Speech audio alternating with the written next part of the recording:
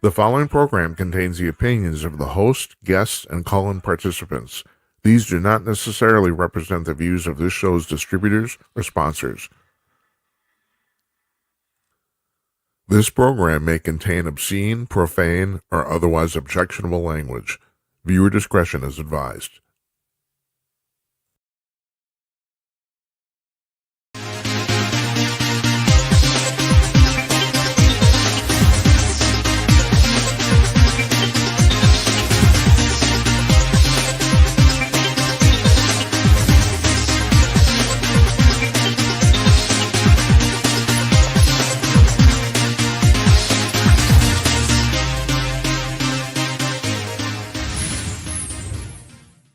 Howdy ho, everybody. Come to you. Cordless from glamorous Minneapolis. It's Tuesday night, January 20th, 2026. I'm Jim Peters, and welcome to another edition of Jim Peters and Night. This is episode number 310. No, 310. I don't know where I pulled that number out of. Excuse me. Number 310. Mark your scorecards at home. Our guest tonight is Nils Grevillius. This is his third appearance on this show. He is a former, all right, I'm going to read this now. Soldier, spy, contractor, and Pinkerton agent. And he's now a private detective in Pasadena, California. And he has a new book coming out in June, his third, actually. And let's introduce him now. Niels, hi.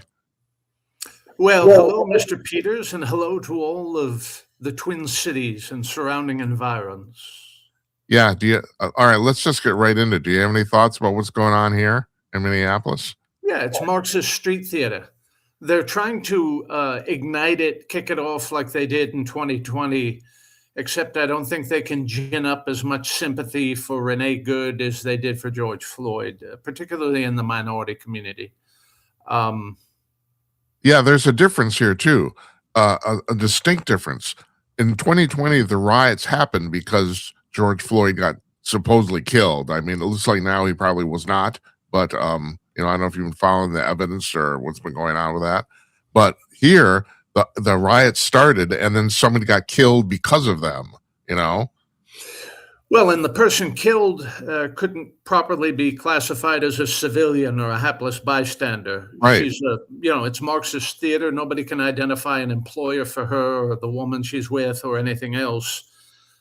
This is what they do for a living, is pick fights over things they don't like. Remember, this is the party that prefers democracy, they say. But Yeah. The moment that you do something within the realm of politics and law and order and everything else, they want more power than just the power of their vote. They want the power of street veto. And that's what we're dealing with. 2020 was a huge problem. The people crying about Renee Good, I understand they don't like seeing this sort of thing occur. I don't like seeing an officer kill an American citizen. Who does? I mean, right, exactly. None of them were talking out the sides of their necks when Ashley Babbitt was shot in the United States Capitol in 2021. None of these people were clamoring for a DOJ investigation of that. Right. They celebrated on social media her getting killed. Yeah. And the DC police cleared their own officer without outside agencies investigating. So, and this is a valid comparison. What Ashley Babbitt did was she broke a window in the United States Capitol, which is supposed to be sacrosanct to the Democrats. To me, it appears it gets defiled on a daily basis by the riffraff that we elect to Congress in my party and theirs.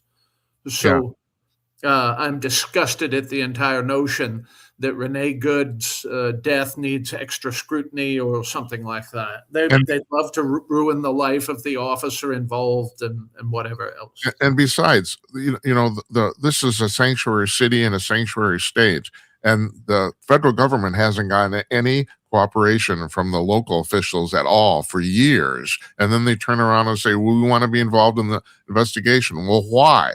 It's like, why should you don't want to be involved in anything else? Well, Eric Holder spent a lot of time and trouble in the courts to prove that the cities and states have absolutely no say in immigration enforcement in this country. So past is precedent. Yeah. So if the jails were open to immigration and customs enforcement officers for them to come pick up the criminals in Los Angeles, Minneapolis, San Francisco, New York, etc., we wouldn't have these problems. So this is a self-inflicted wound. It's a wound inflicted on the citizens of Minnesota by Tim Walz, Keith Ellison, Fry Baby, all the rest of them. They love the Marxist theater of it. You brought up January 6th, and you might know the answer to this question. I know this, and that is, for all the bitching about the fact it was an insurrection, not a single person in that crowd had a firearm. And that's been verified.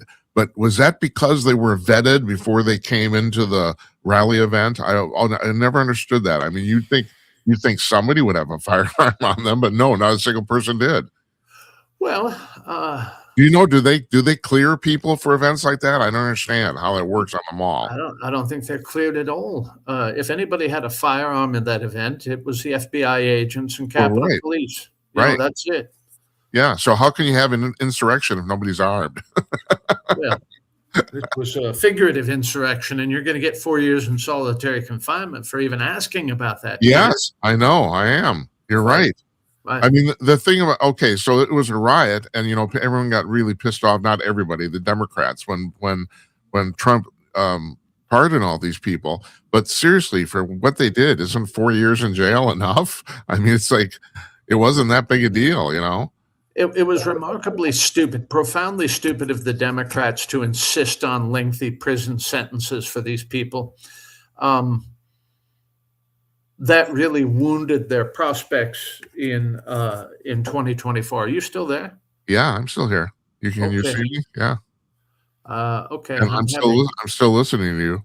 Okay. Well, I had a computer issue. I'm sorry. My screen went black. It's No probably being invaded by Keith Ellison right now. He's going to serve a search warrant on my computer for. You probably will. Yeah.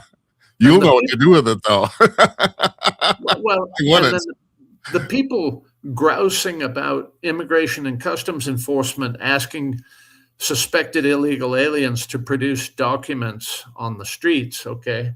Aren't these the same people that insisted I have a vaccination card on me to just go out and mow my lawn 4 years ago, 5 years ago? Did I miss something? No, I don't think you did. Okay. I don't think you did at all. Just wanted to clear that up. Yeah. And also, I don't think a lot of this stuff is actually happening either. I mean, I think a lot of it's just blatant lies, as far as I can tell. Well, yeah, of course it's plain lies, and now they have their Marxist paramilitaries patrolling the streets of Minneapolis and St. Paul looking for suspected ICE agents and confronting computer engineers because they have black synthetic pants on. Right, they look like it. That's right. I know. It's just hilarious. I mean, I shouldn't be laughing because it probably, if it wouldn't be hilarious if it was me, but Okay, so this is what they wanted. They wanted this sort of thing. Remember, they are now embarrassed to quote Orwell, Kafka, or Camus in any of this because the finger turns and points squarely in their face. All of those cute vegan hippies with the daffodils in their hair, at the very moment that they achieve political power, rule with an iron fist, Jim. Yeah, right. I know, you're absolutely right. You're absolutely right. I was reading through your publicity material. First of all, let's put it on the screen. You have a book coming out in June. Here it is. Here's the cover of it, The Last Lawman. It's pretty cool. Oh, well, thank you. It's available for pre-order right now on Amazon. You can log on to your Amazon account and order this in time to ruin your Father's Day in June with this book. Yeah, it's 300 pages. And people have asked me, so is this like a series of war stories about arresting people, tracking fugitives, etc.? There is that in it.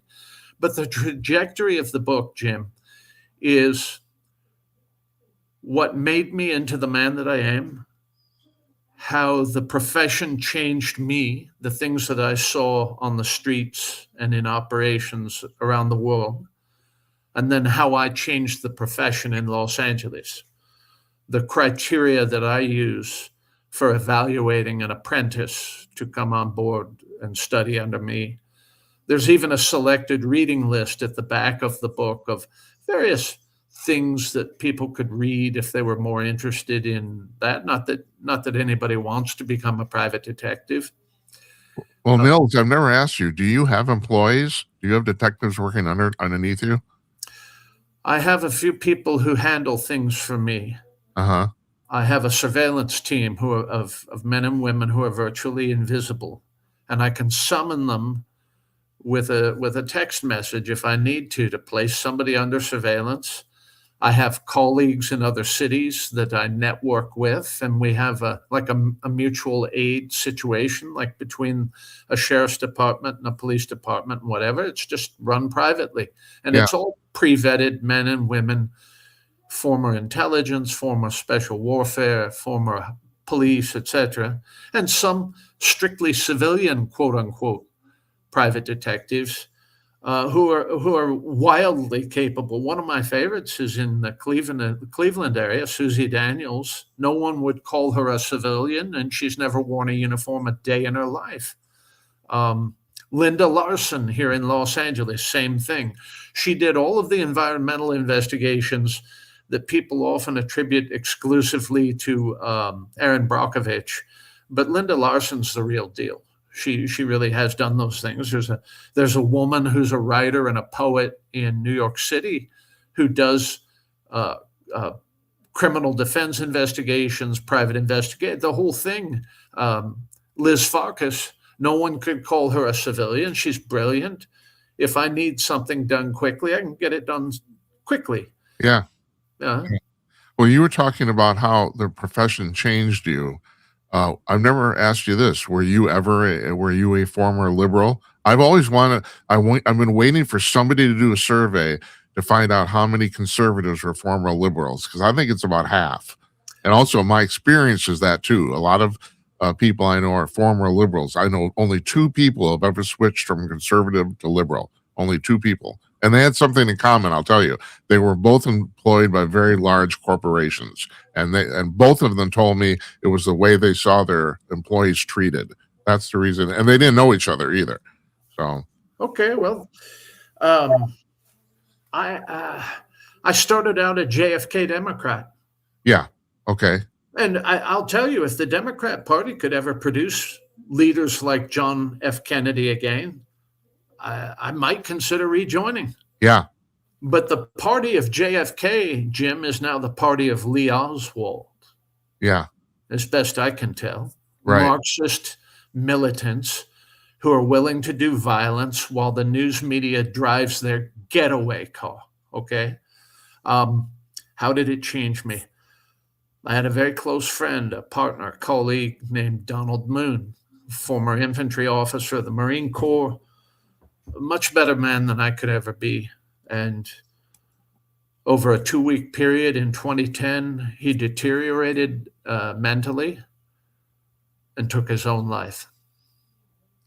Was it his deterioration? Was it internal, or was it prompted by some external force? Or A little bit of both. How about PTSD yeah. and Gulf War syndrome and whatever else? And it was a very sad event. It changed me. There's the moment that it occurred and then life afterwards. I'll never have somebody as close to me again as that in terms of a professional colleague. I just can't, I won't risk it. He didn't harm me in any way. But it caused me to second guess everything I had done and the quality of my own skills if I couldn't see it coming in him. Well, you were talking about Oswald. So, I mean, Oswald was very definitely a Marxist, but do you have any thoughts on how JFK was killed? I mean, everybody hated him at that point. When I mean everybody, I mean internally. The public loved him, but your problem is you can find 10 motivations for shooting him, by 10 different groups. But okay, so Oswald attempted to kill a general named Walker. Right. That's true. Right. With the same rifle. Right. Afterwards, Oswald killed a Dallas police officer with a .38 revolver who attempted to detain him and question him. My belief is that Oswald was under surveillance by the CIA after the attempts on Walker and his visits to the Soviet and Cuban embassies in Mexico City. and that Jim Angleton, James Jesus Angleton, who ran CIA counterintelligence, gambled that Oswald was a goof, a nut, who was reasonably harmless, but might be connected to foreign operators in this country or domestic communist people who needed to be identified. And so they did not correctly assess him for the threat that he presented. So he was probably under surveillance on the day that he assassinated our president. The person who created the fiction that the mafia, the CIA, the Trilateral Commission, Richard Nixon had murdered Kennedy and then Oswald, was a character named Mark Lane, who was a communist, a Marxist in New York City, who wrote books, after the Warren Commission, to absolve communism for the murder of a war hero Democrat president. And people took the bait. Mark Lane co-wrote the screenplay for Executive Action. Sorry. Are you there? Yeah, I'm here. Hold on just a second. Okay. Yeah. Can you hear me? Mark Lane's goal was to not just absolve Oswald and sow doubt, fear, and confusion over who had assassinated President Kennedy. He was defending Marxism itself. Now, Mark Lane had a client once who was a remarkable killer and a Marxist himself. And Mark Lane met with that man the day before Congressman Leo Ryan was shot down in the jungle of Guyana at the airfield. And Jim Jones went back to his camp in Guyana and had his 1,200 followers drink poisoned Kool-Aid. Okay. Mark Lane was Jim Jones' attorney. I didn't know the last part at all. I was not aware of that. So anybody who wants to lend credence to anything that Mark Lane has done can go to hell. I'm not going to indulge in. You'll have these guys who write these magic bullet theory books and everything, speculating over this and that. None of them are examining the original weapon, the original wounds, the original ammunition. They're all working from the work of others. So it's like taking a Xerox machine, and I take a nice saucy photo of Dolly Parton with her shirt off, and I run it through 15 different Xerox machines. And by the time the copy has been copied and the copy of the copy is copied and the copy and the copy what you're doing is you're distorting it. Right. Okay? And it's taking away from the fact that Lee Oswald was a violent Marxist. Okay. That's all. And Jack Ruby's motivation, Jack Ruby said what his motive was when he was questioned. He loved JFK, and he was furious that Oswald had been killed, or that Kennedy had been killed in Dallas, Texas. He blamed the civil authorities of Dallas, Ruby did, for the assassination of President Kennedy. And he thought that Oswald would never see real justice, and so he took it into his own hands and shot him dead himself. Now, later, he gave extensive media interviews just so he could have press attention, and part of that fed into the Mark Lane theories about JFK being assassinated by the CIA, FBI, LBJ, DDT, STP, whatever. Okay. It was an American Marxist who killed a war hero American president. And I want to quantify JFK's heroism for a second here. He wasn't the best president we ever had. He was a good president, a good man, good leader. And he only had 3 years too. So, right. So, as a young Navy officer, born to privilege with an Ivy League education, he was deployed to the South Pacific. He commanded a PT boat. All of that is known. But if you think about the night that his PT boat got rammed and cut in half by a Japanese destroyer, he loses 2 crewmen, and the rest of them are in the drink. They're in the middle of the vast Pacific Ocean. One of those men, an engineman, was badly burned and could not swim because he was burned. Yeah. JFK took that man's life preserver strap in his teeth and swam for miles and miles and miles over the open sea to rescue that man. I And know, no man. one in the United States military, the government, anything, would ever have said something like, Kennedy, you screwed up by leaving that man behind. He didn't have to do that. That man couldn't do anything for him, and Right. he did it anyway. I know.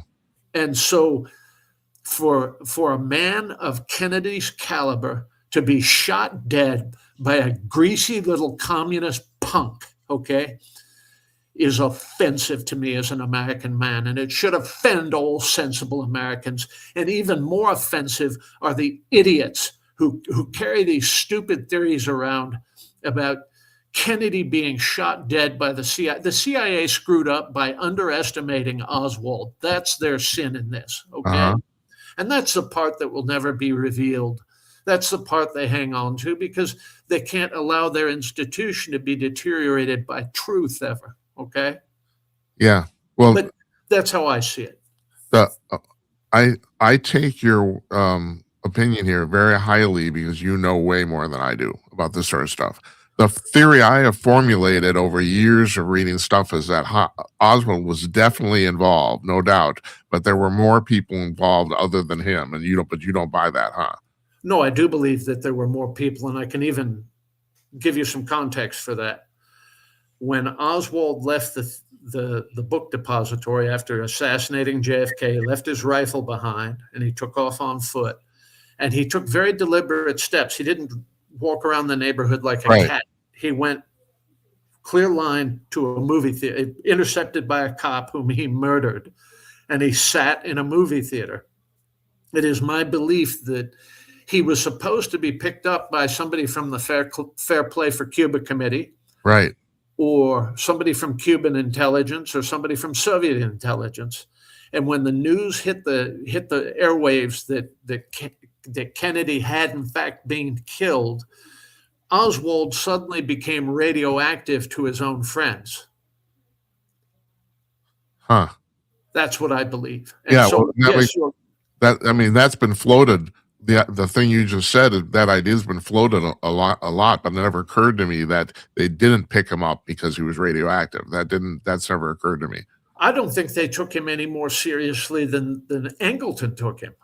Uh-huh. When he goes to the Soviet and Cuban embassies, and he had already defected to the Soviet Union once, and then undefected and said he wanted to do it. Nils, I got to ask you about that though. So yeah, he defected to the Soviet Union and then changed his mind, and they basically let him back into the country without any vetting. Isn't that correct? Well, I mean, what's to vet? He was 22 or 23 years old. And nuts. Right. He was a neurotic piece of garbage. He had defected to the Soviet Union. He didn't take anything there with him. What secret knowledge did he have? It wasn't like Henry Kissinger had defected to the Soviet Union. Okay, it was a pimple on someone's ass defected to the Soviet Union. And the Soviet Union was so unimpressed, they gave him a job at some factory screwing tubes on toothpaste or something like that. And he gets bored, and he gets some poor Russian woman who's his handler and marries her and whatever. And you know the rest of the story. Yeah, I think he thought he was going to be celebrated coming into Russia. And you're right. They didn't give a crap. Yeah. It lasted a minute and a half. That's right. I mean, they had enough sense to know that he was a nut and whatever. I don't think they were ever fully honest about, they probably said, what's the downside, right? And then when it actually occurred, they run like hell from him. Oh, so if you think that some of the Cubans he was supposed to rendezvous with some of the Cubans, do you think they put him up to it, or do you think he just told them, "I'm going to do this"? I think he was entirely self-motivated, a motivated amateur like Thomas Crooks. Okay, the same mentality, the metastatic ego, the pathological egocentricity that I'm the smartest guy in the world, nobody understands me, and blah. Did it never occur to Crooks that he was going to get killed in 30 seconds? I mean, it's like what was he expecting? I mean, I don't understand this. How stupid can you be?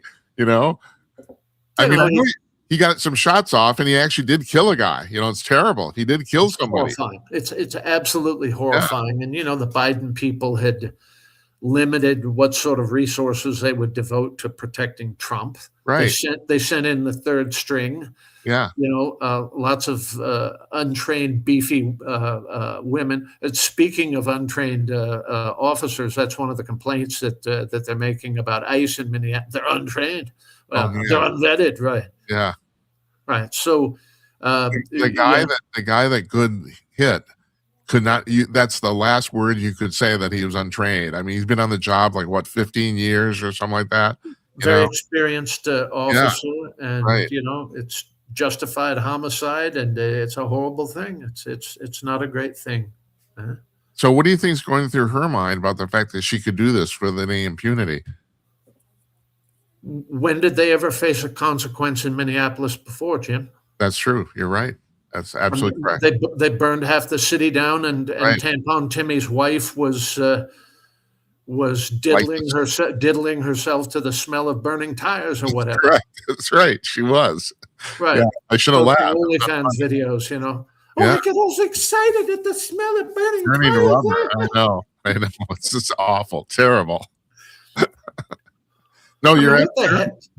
Go What? ahead. Go ahead. What the hell are these people thinking, Jimmy? I don't know. That's why I'm talking to you, man. I really don't know. I can't figure it out. I know very few things. I have a lot of curiosity, but I don't know much. There's something that was hit. I was just I just saw your Twitter feed about an hour ago, or X, or whatever the hell they call it. And I don't spend a lot of time reading that stuff, but I loved, in your biography, you said, this is the quote: "Stick shift, black coffee, analog and kinetic on rotary dial just for you," which I loved. I just love that. I mean, I think that's as good a description of you as anything. Well, I really appreciate that, Jim Peters. You're What would welcome. anybody pay me to do other Well, than they do this? pay you. I mean, it's like, are you like Rockford? It's like one of the great shows of all time, but I'd say I'm old, so I know about that. Well, Rockford, he stands alone. He really is. He is the very acme of Los Angeles private detectives, other than maybe Philip Marlowe. And Garner played Philip Marlowe in a film entitled Marlowe in 1972, which is a make of the great Raymond Chandler book, The Little Sister. Huh. I didn't know that. It's available on Amazon. I can't I'm recommend gonna it watch. too highly. Thank you. You can or can't You can, recommend. yeah, it's available on Amazon Prime, No, probably right now, Jimmy. yeah, I might watch it after we're done here. I seriously, I mean, I love Gardner, and I love Marlowe, and it's like, I might watch that.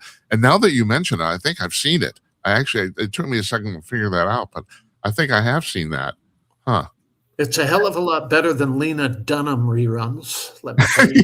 Yeah, no, I'm not going there. Not at all. And something else occurred to me was I was rereading your biography this morning, and it did occur to me that, that unlike, okay, so I was saying at the introduction, you've been a soldier, you've been a contractor, you've been a spy, but in your current role, basically nobody has your back, do they? You're not working with any organization, and you're kind of just standing out there in the wind, aren't you? Well, it can be that way. You have to manage risk more thoughtfully, use better tactics, know when to fire a client, all of those things. Cops don't have the luxury of being able to fire their quote unquote client a lot of times. Yeah. The way that a cop will fire his client is to tell the complaining victim, this is a civil matter, go hire a lawyer. Uh-huh. But they can't do that with a murder, with a sexual assault, with the robbery of a bank, that sort of thing. Now, Jim, I don't want to be a jerk to you. I have to bounce. I have to head out the door in just a moment. Okay. All right. That's all right. No problem, man.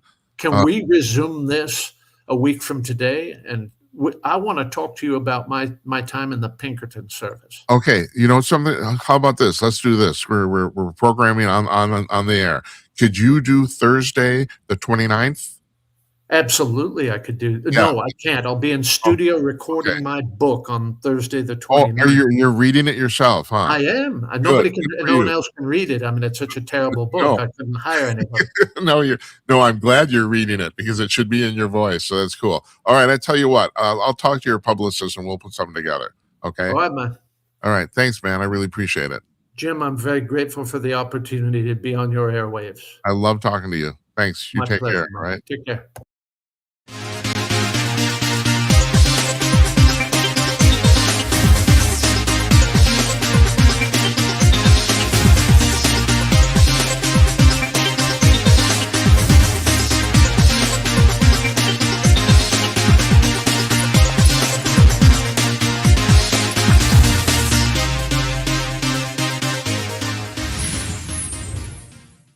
Howdy ho, and welcome back, everybody.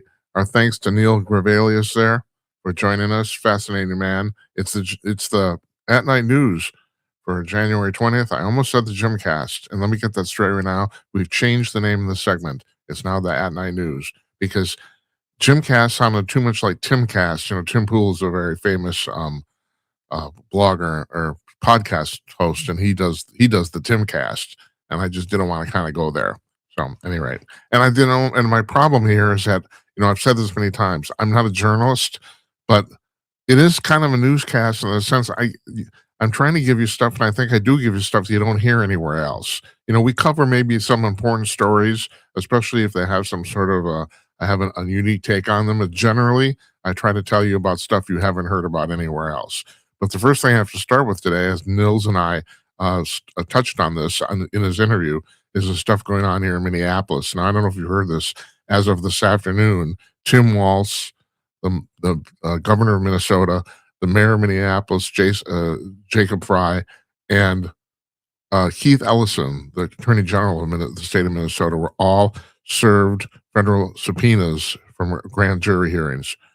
So there's going to be like a trial or something.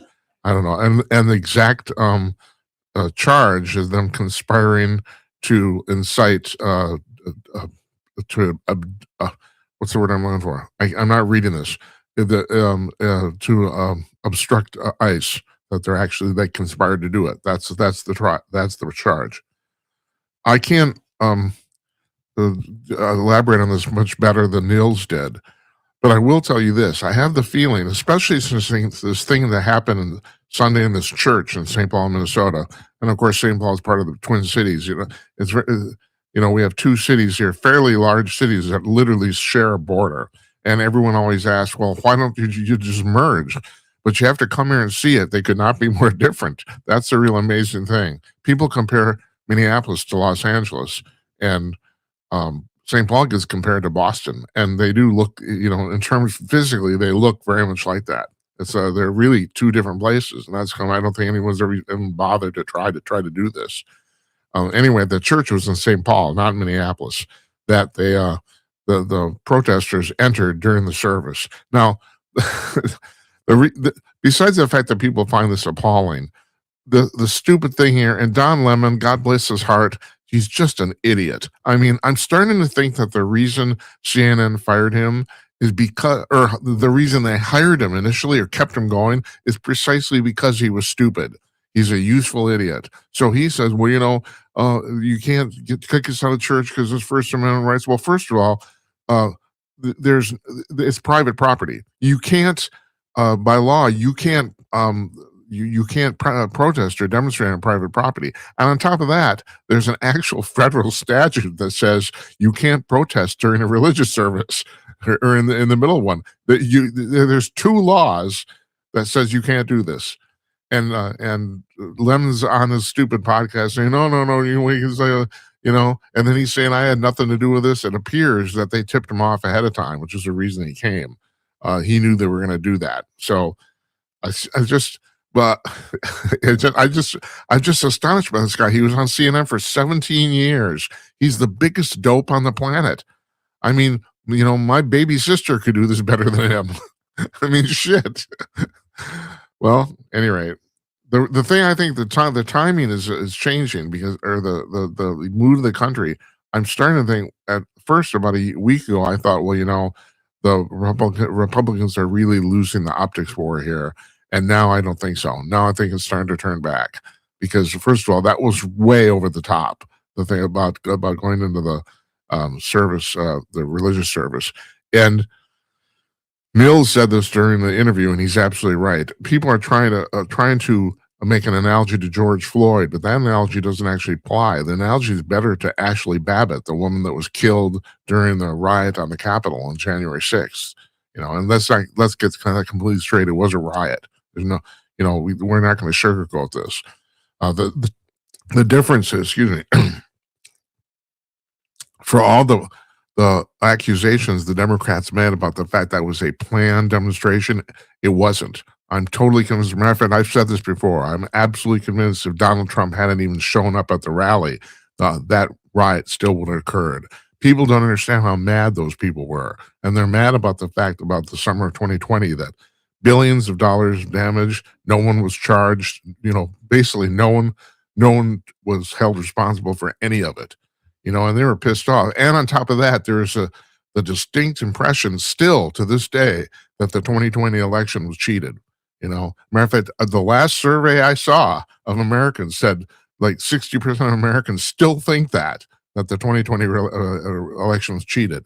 So on top of all that, but it was a spontaneous thing. And these people got angry because the thing is, first of all, not a single one of them were armed, like Nils and I were talking about.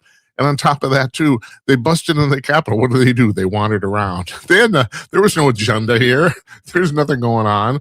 Now, the riot, I'm going to call it a riot, the riot that happened after Renee Flood was killed, that was spontaneous, too. The immediate aftermath was, but it's pretty obvious now that since then, most of these things have been deliberately planned. And the thing in the church about the entering the church, that was over the top. Excuse me. So now I think these liberal goons they're looking. I think the public is starting to think they're looking crazy because they are. So but anyway, Nils was right, and we'll leave it at that.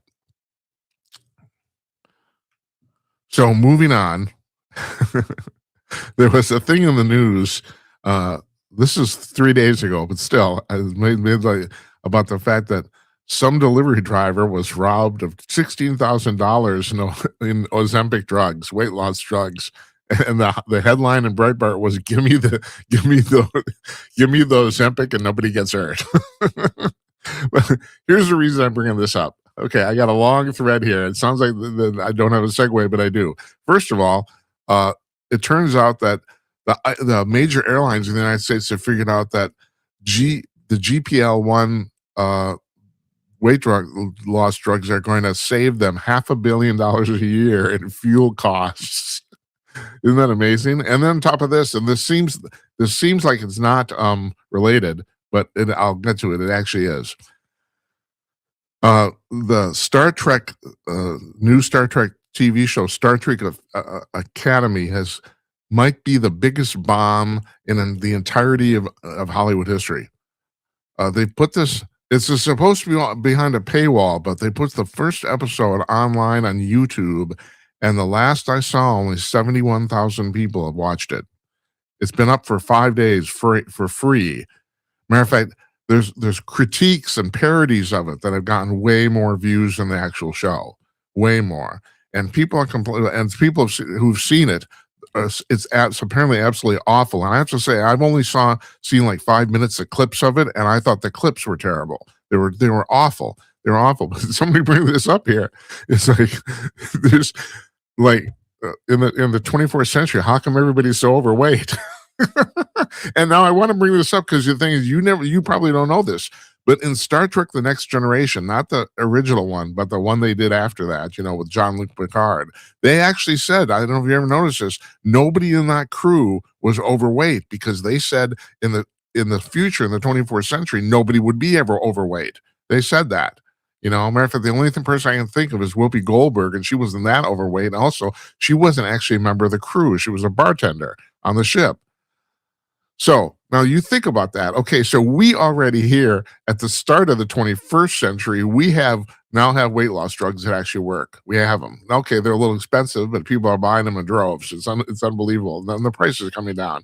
So you put this out 400 years, and you're going to have like big the memes on this online are just going nuts about the fact that somebody said, no, in space nobody can hear you, and no one can see you because you're fat or something like that. I can't. It's like, yeah, the half the crew or half the people in the show, and they're cadets basically because it's Starfleet Academy, but they're overweight. And in some cases, kind of markedly so. I don't know if anybody's like morbidly obese, but it's like, I mean, I noticed. I watched the clips. It's like really funny. So that's just 400 years in the future. We already are getting this under control. We're figuring it out. Like they're not going to be able to do it then. I don't know. Apparently not. So and this also goes along with the fact now this got lost in the news too, but one of the major Hollywood rental studios, not the actual like production studios, but there's so if you have an independent production company, there's places there's sound stages in Los Angeles you can rent to do your show or your movie or whatever it is, right? All right. So they're not affiliated. Some of them are not affiliated with major studios. The major studios also sometimes rent out their sound stages to other companies, but generally, so there's one of the major independent studios, and this is really terrible. I forgot to write it down. Which one? I think it's called Revere. I think the Revere Studios. It's one of the oldest ones too. It's like 100 years old. They're going bankrupt. They're filing for bankruptcy, and a lot of people are thinking this is actually like the beginning of the end of what was Hollywood, the traditional Hollywood that's been around for over 100 years now. And yeah, it might be. This is like, and on top of that, so there.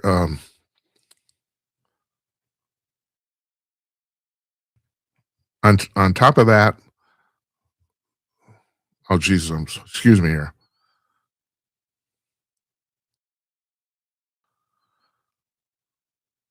There, the state of California is now barely holding on to their lead in terms of movie production by state in the United States. They got down to $1.75 billion last year, and that's barely beats out New York or actually, New York City, but New York, they're doing this by state. And then you got Georgia, and you got New Jersey, and it appears that because of the taxes and regulations, the major production companies in Los Angeles can't get out of the city fast enough. I mean, and John Nolte brought this up on Breitbart about the fact that there's the reason the movie studios in California is because of the weather. That's the reason they're there. Now, excuse me, historically, they moved there. Fort Lee, New Jersey was the center of the nascent film industry in the United States in the 1910s when it was first starting out. But they moved the production companies started moving to California, not just for the weather, but to get away from, this sounds weird, but to get away from Thomas Edison, who had all the patents on movie film on film equipment. And he was, he on the East Coast, he was really, really enforcing those patents. You had to buy the equipment from him, or he would shut your production down. And of course, he was charging a fortune. So a lot of people figured out, well, if we go to California, this is like 1910 now, so there was not a lot of instantaneous communication. If we go to California, he won't find us, and that worked. So they went to California both for the weather and for that. People started coming out to California and realized, oh my God, it's sunny and dry every day. I lived in California for quite a few years. I still remember in calendar year 1983, it did not rain in the basin once. Not one. We didn't have a single day of rain. Now, on an average year, it's 12 days. They only have 12 days of rain. But that's the reason the movie production companies immediately or eventually moved out there. So the reason they're leaving now, even though that's still true, the fact it's the best weather in America, it's so you need a varied types of weather for production facilities. You need snow. You go into the San Gabriel Mountains. It's a 20-minute drive out of Hollywood. It's like, I mean, I'm not kidding. I've gone swimming in Santa Monica and been in a blizzard in the mountains on the same day. That's how close this stuff is. So you can find pretty much anything, any type of a backdrop or landscape imaginable. And so they're leaving this because the state has made it so miserable for them to work there. So you can thank Gavin Newsom for that. And so now, speaking of Ozempic,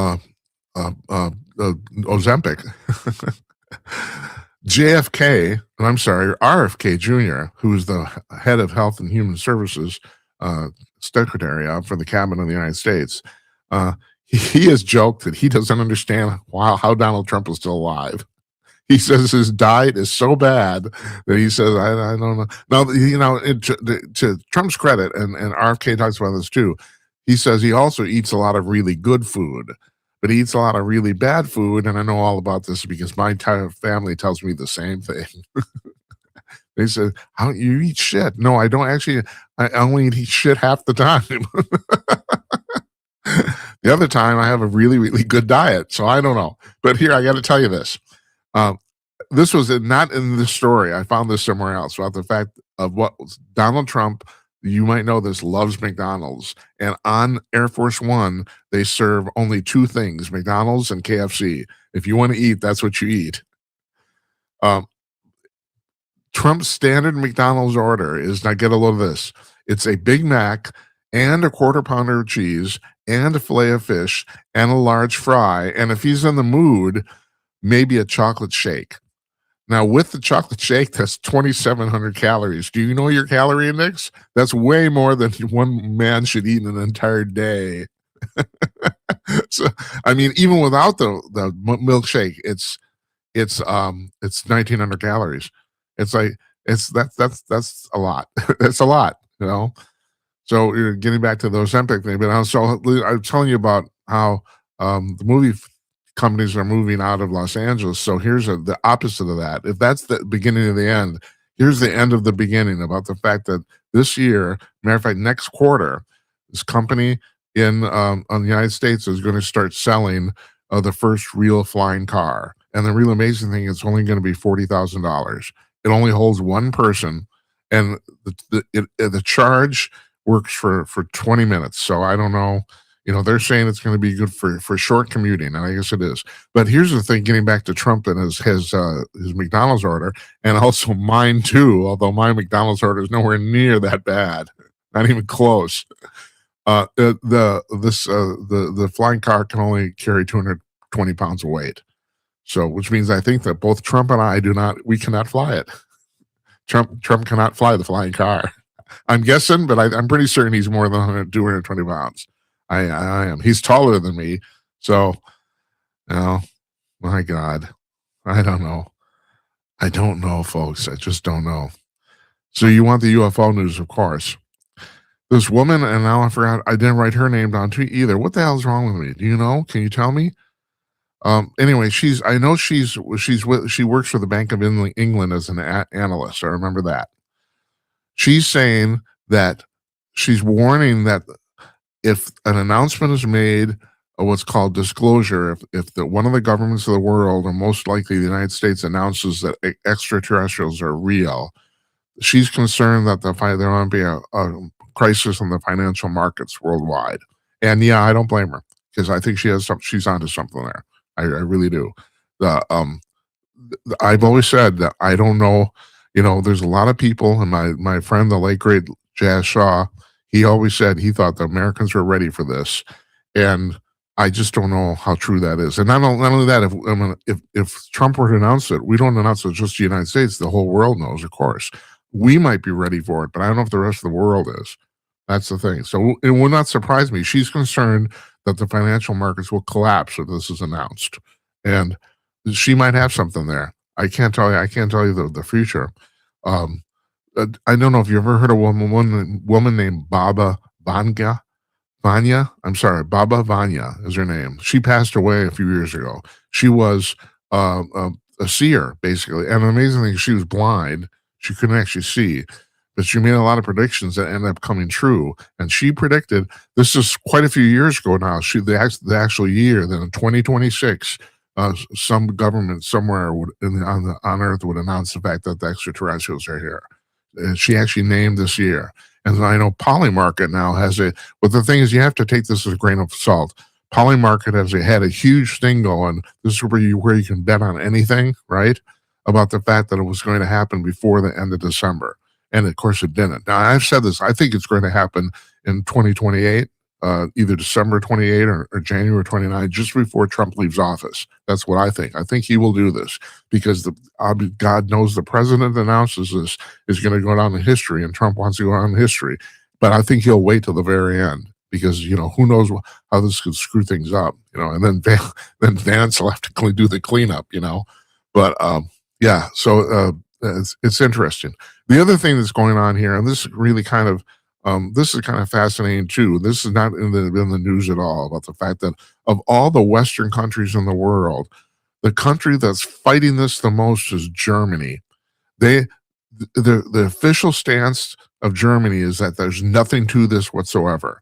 That all this stuff is complete. They're hoaxes or misidentifications. That there's no unidentified anomalous phenomena craft, no UAPs, nothing. They don't buy this at all.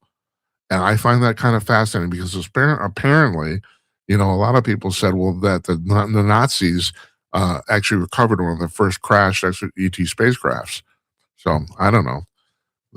The earliest one that anyone seems to know about, or that was prominent anyway, was a craft that supposedly crashed in Magenta, Italy in 1933.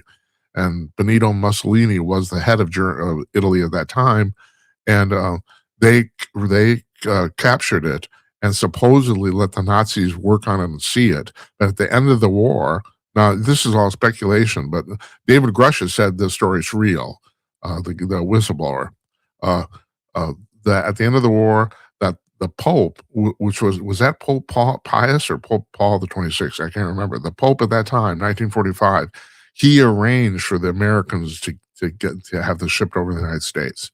That's the earliest one. And even in the United States, Roswell was not the earliest one here. There's pretty much a documented crash in Cape Girardeau, Missouri in 1941, which is pretty well documented because there's quite a few people in that little town who had something to do with this. And they all said this actually happened. So and in some ways there's more testimony to that than there is to Roswell, because at that time nobody had any problems talking about it. The people at Roswell was an army base and they were all locked down. You can't talk about this. So there's even there was, for years, there was a marker in the local cemetery of where they buried the extraterrestrial pilot. And I know one of those shows was that Unsolved Mysteries, or Ancient Aliens, or one of them went to that cemetery a few years ago, and they wouldn't let them dig it up, but they took a ground penetrating radar, and they found in that spot a small coffin with a small body in it. Very small, child size. And the amazing thing after that is that a couple years later, they came back to do the same test and it was gone. So who knows? It was not there in the ground where it was previously. Geez, I wonder why. That's unbelievable. All right, so you want to know about librarians, of course, and librarians nationwide are now terrified about the fact that kinky creeps are sexually harassing them at work. People call it the librarian's desk, mostly in New York City, but apparently this is happening everywhere. And basically, they ask questions of the librarian and then they get off in the process. They get off on the phone. That's a great way to spend your job, isn't it? The librarians are getting pissed off. Who can blame them? Christ, And finally, I'll leave you with this. The ski jumping world is rocked by what they call penis gate. So it appears that if that art of ski jumping is so competitive that the flatness of your torso can actually make a difference in your time. It's like you were talking about hundredths of a second, but that that's the difference between winning and losing sometimes. So people are trying to make their penises smaller or flatter. And apparently they have succeeded. They have found this kind of basically like this cup you can put over your genitals if you're a man and flatten that area out. So yeah, who would know? I guess that makes a difference. 2/100ths of a second. I don't know. But it's like the only place in the world where having a small penis helps. There you go. You got it from me. Are they talking about this on the CBS TV News? No. No, they aren't. All right. So we're going to be back tomorrow. I think because we're having problem locking down a guest for tomorrow. So I don't know if we're going to. I don't know right now if we're going to do a show or not. I actually don't know, and it might just be the news too. So who knows? But I want to thank Nils Grevillius again. So the thing is now, starting today, actually, we're going to be posting our full show, which is both the interview and this segment here. They go out live, still going out live at 9 p.m. Eastern, and they get posted to all the services, mostly TikTok, Rumble, YouTube, and no, not TikTok. No, no. Rumble, YouTube, X, and Trovo, Twitch. Okay, so they go out there. Then we're breaking the show up, and you can listen to either this part or just the interview alone. Either one. Now we thought we were going to be able to do this in TikTok, but I didn't realize this is that our upload demands cannot be met by TikTok. So apparently, so we're still going to do the shorts there. You can see shorts on TikTok and YouTube, and they get lots of views. And I want to thank everybody for that. I mean, we have shorts that have gotten thousands of views, and that's pretty cool. Uh, but we thought we were going to be able to post even these 2 segments on TikTok, but no, we can't do that either. That's not going to work. So it's going to be just on YouTube alone. So you can break the whole thing and watch it out. Watch it any way you want. Mix and match. Okay. All right. So like I said, we don't know what's going on tomorrow. We might do a show. We might not. We don't know. I want to thank you for watching. I really appreciate it a lot. Thank you very much. Good night, Uncle Donnie, wherever you are. And good night to you, wherever you may be. We'll see you sometime. I know we're doing a show on Monday. I know that. So, okay, I'll see you. Bye.